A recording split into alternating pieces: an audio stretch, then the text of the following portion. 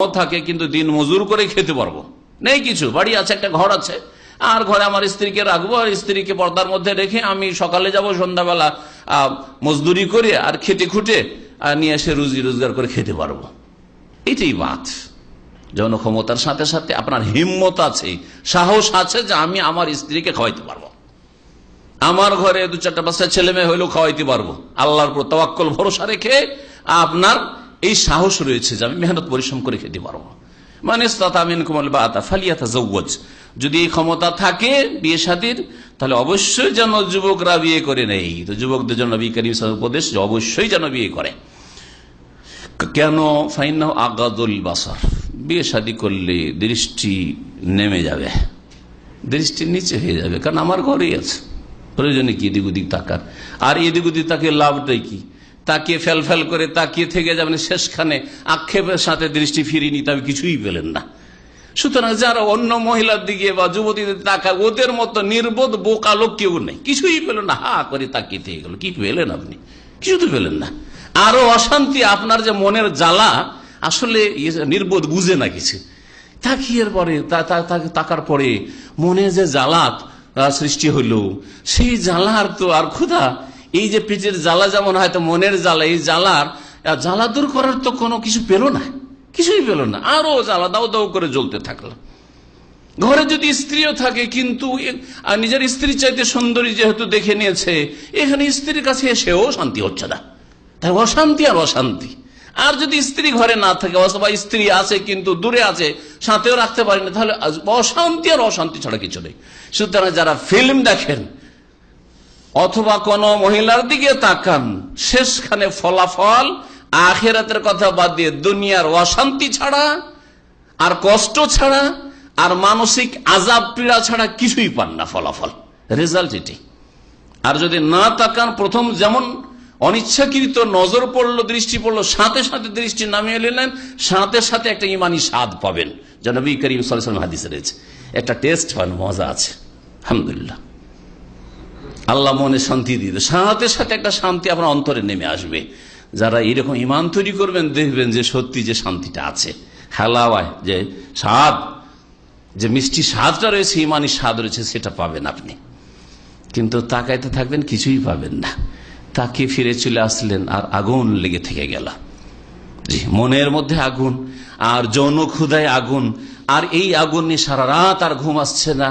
কি করবেন তখন? বাথরুমে যাচ্ছেন আসছেন, আর তাও থামতে পারছেন না, তখন শুরু করে হস্তমৈথুন, কিছুই না পেলে হস্তমৈথুন।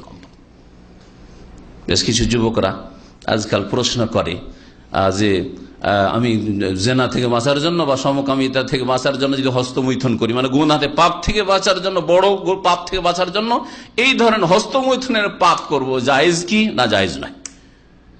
কারণ সেটাও সীমা লঙ্ঘন। আল্লাহ বলছেন স্ত্রী ছাড়া, স্ত্রী ছাড়া যদি অন্য কোন পথে যৌন ক্ষুধা নিবারণ করার উদ্দেশ্য করি, রাস্তা তলাশ করি, তাহলে তারা হচ্ছে সীমা লঙ্ঘনকারী, আদুন সীমা লঙ্ঘনকারী। আর সীমা লঙ্ঘনকারীর স্তর বিভিন্ন হইতে পারে, কিন্তু গুনাহগার সকলে। সুতরাং কোন যুবকের জন্য, কোন পুরুষের জন্য হস্তমৈথুন জায়েজ নাই। আর যারা এদিক সেদিক তাকায়, মহিলাদের দিকে অথবা মহিলাদের ছবির দিকে, ফিল্ম দেখতে থাকে, তাদের এই অশান্তি ছাড়া আর কিছুই পায় না তারা। দুনিয়াতে অশান্তি, আর আখিরাতেও যখন আল্লাহ পাকের আযাব হবে, অশান্তি আর অশান্তি। আগাদুল বাসার, বিয়ে করলে চক্ষু নিচে হয়ে যাবে। ওয়াহসানুল ফারজ, আর লজ্জা স্থান সুরক্ষিত হয়ে যাবে, আপনার কখনো চারিত্রিক পদস্খলন ঘটবে না। ওয়ামাল্লাম ইয়াস্তাতি, আর বিয়ে যদি নাই করতে পারো অথবা স্ত্রীর সাথে নাই রাখতে পারো, ফালাইহি বিসসাম, রোজা রাখো। রোজা রাখলে যে মানসিক শান্তি পাবে, অন্তরের শান্তি, মনের শান্তি হাসিল হবে।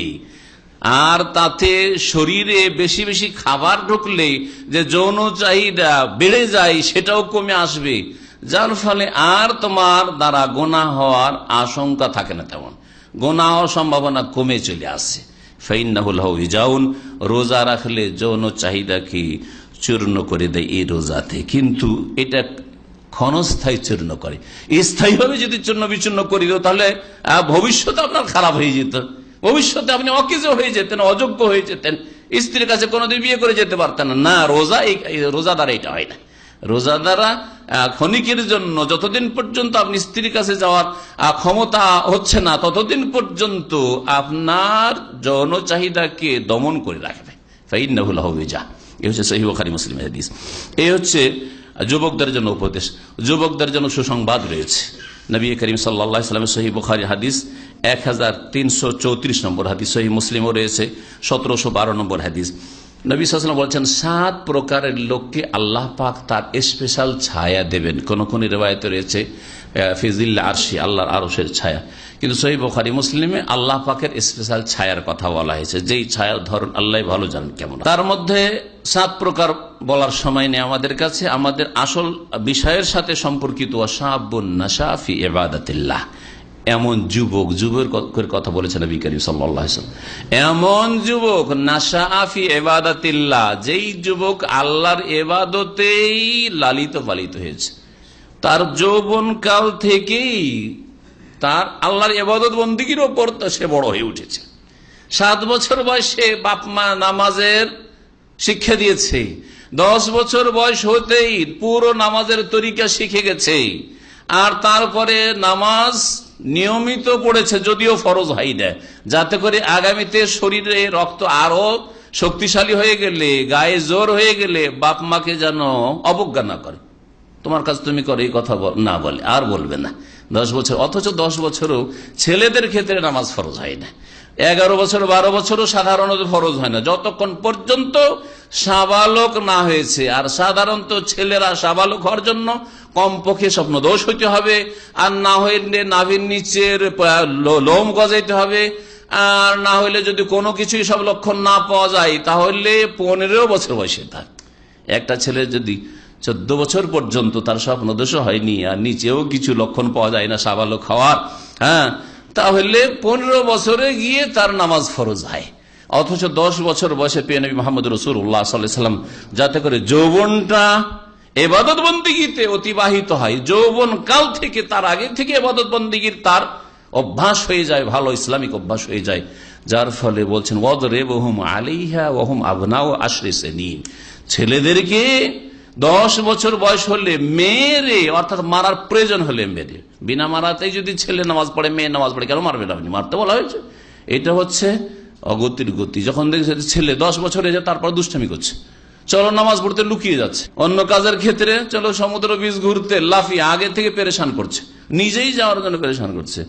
যদি বল চলো বাজারে যাই, শপিং এ যাই, হ্যাঁ আগে থেকে বাচ্চারাই লাফালাফি করছে, আগে থেকে ওরাই বলছে, বাপ মাকে পেরেশান করে ছাড়ছে, চলো খেলনার দোকানে আর এখানে আর ওইখানে, টয় টাউনে। কিন্তু নামাজের কথা বললে কোথায় লুকিয়ে যায় খুঁজে পাওয়া যায় না, কোথায় গেল রে কোথায় গেল খুঁজে পাওয়া যায় না, মার দেন, তখন মার দিতাম। ওয়াদরিবহুম আলাইহা, ছেলেদেরকে ছেলে মেয়েদেরকে 10 বছর বয়স, আপনার 10 শ্রেণী 10 বছর বয়স হলে মার দেওয়ার পরে মার দিয়ে নামাজ পড়া, অথচ ফরজ হয়নি।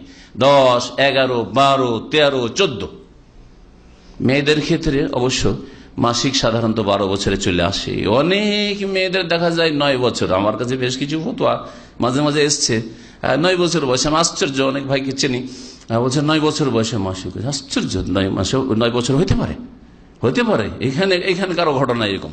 তো কথা হচ্ছে যে বিশেষ করে গরম দেশে যারা বসবাস করে তাড়াতাড়ি যুবক যুবতী হয়, যৌবনে পৌঁছে যায়।